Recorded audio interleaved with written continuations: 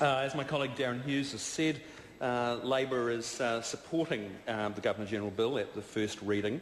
This legislation, as has been pointed out, sets up a standalone legislative framework for the Office of the Governor-General, acknowledging what an important role the office plays in our Constitution, acknowledges that it's time to modernise these arrangements to do with salary and the funding of the Governor-General's program of activities.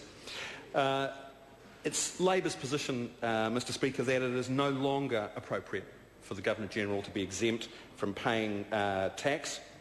It is an anachronism that this situation has continued to this day. And we believe that it's time really to modernise all of the arrangements to do with the Governor-General's office, and these clearer funding arrangements is certainly an important first step. We will support this bill to the Select Committee and look forward to a debate there about New Zealand's constitutional arrangements. And it must be said that the Governor-General is the most important figure in our Constitution, and this at the apex of our Constitution, and this is a great opportunity to discuss the arrangements surrounding that office. The bill doesn't make any sweeping changes. It's simply about a gradual modernisation of the arrangements supporting the Governor-General's office. But I think there is some important symbolism to do with the Governor-General paying tax. It's the values of responsibility and of equality of opportunity are core Labor values, sir, and core New Zealand values, and we strongly support the removal of the tax exemption as an important symbol of that fundamental equality. So the Law Commission has made a number of recommendations which we support in this bill. One of them is the definition of family, which has never been set out clearly in the legislation until now. The salary rate will be set by the Remuneration Authority, cannot be reduced during the Governor-General's term of office, and there's provision under Clause 7 for a sum payable at the conclusion of the Governor-General's term. And when you put all these together, it's a very satisfactory employment package for the Governor-General, and that, sir, is as it should be. And in fact, the payment of a lump sum equivalent to the gross salary for the last 6 months of office is really a kind of redundancy payment. It's not really redundancy, the position's not being abolished, but it's good to see the members on the other side of the House supporting something that is in substance very much like a redundancy payment, and I call on them, sir, to extend the same kind of generosity and logic to other New Zealanders, because until this time we haven't seen that kind of generosity of spirit from the members on the other side of the House.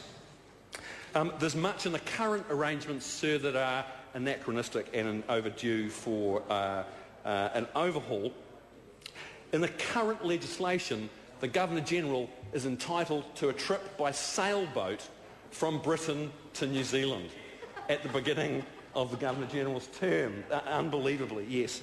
And it's good that we're getting rid of that provision. It's timely, and in fact, it leads one to wonder whether this is in fact the step change that we've all been waiting for. And the step change, sir, is a bit like playing a game of Where's Wally with this government. Where's the step change?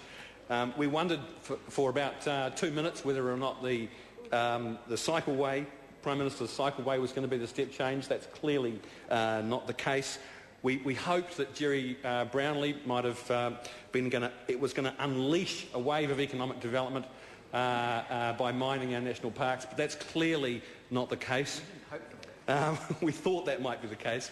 But, sir, we're left wondering whether this is in fact the step change. Could this be the holy grail of this government's economic development plan? Other provisions, sir, about the annuity for the former Governor-General or spouse after they've left office, setting up a permanent legislative authority for the funding of the Governor-General's program, so taking it out of vote Prime Minister and Cabinet, and then amendments to the Civil List and the Income Tax Act. Sir, Labor doesn't have a firm view about republicanism, and I mention this now because any discussion, I think, about the arrangements for the Governor-General's office deserves some discussion about the future structure and status of our head of state. And we are, however, of the view that now is the time for New Zealand and for this House to have a debate about our future constitutional arrangements. It's not time to progress immediately to establishing a republic. There are conversations that we need as a country to have, and it's clear from earlier discussions about Keith Locke's bill that there needs to be discussion about the future status of the treaty, about the reserve powers of the head of state, and whether or not a head of state should be elected or appointed. So Labor, sir, doesn't have a firm view about these things, but we do think that it is inevitable that one day New Zealand will become a republic, and it's time now for us to have this debate. And I think it's a shame that this bill wasn't a bit more ambitious in opening up a conversation on some of those matters. It's my personal view, Mr. Speaker, that not only is it time for us to have a debate about the way that we appoint or elect our head of state, I would like to see us really explore the possibilities for electing our Governor-General. It's, as I said, it's an incredibly important role. The Governor-General has the ability to appoint and to fire governments, prime ministers and their cabinets. The Governor-General can call early general elections and can potentially refuse the royal assent, that is the signing of a bill from this Parliament into law. That position is so important that I believe the position should be fully accountable, and I think it would be worthwhile for this House to have a debate and for our country to debate whether or not whether this office should be elected.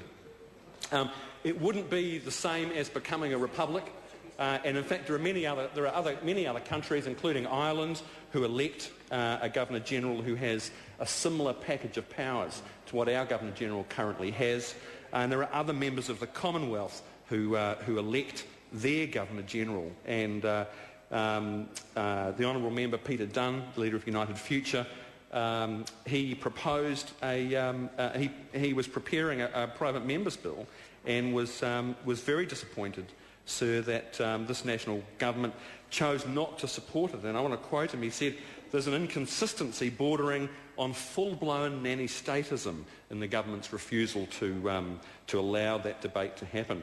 National," he said, "seems quite happy to let people have their say on the electoral system, although even then it's reserving the right to itself change the MMP system in the future, even if people vote to retain it, to do deals with the Māori Party to retain the Māori seats under the guise of constitutional reform, but it will not give New Zealanders a say on the most constitutional issue of all, how our head of state is chosen." And I want to associate myself with those words, sir. I think if we were to consider this idea of electing the Governor-General, it would simply require an Act of Parliament to amend the Constitution Act 1986. And it would be advisable, I think, if it required more than a simple majority, and probably 3/4 or 2/3 of a majority needed to pass it. And as I said, Ireland do this. They elect their president at large, and that office, sir, has a very, very similar package of powers to that exercised by our Governor-General currently. The idea is not so radical. In fact, it was proposed by Governor George Grey twice, actually. Twice as when he was the Governor-General, once when he was the Premier in the drafting of the New Zealand Constitution in 1856. And the British Colonial Office vetoed it. They didn't want that to happen. They didn't like the idea because it meant they wouldn't be able to control who became the governor. And in fact, George Grey tried again in a member's bill to this Parliament, which was defeated in 1887. Now, 109 years later, the commentator and journalist Colin James made a very similar suggestion, sir, that we consider electing the Governor-General. Sir, I want to just reiterate the view, sir,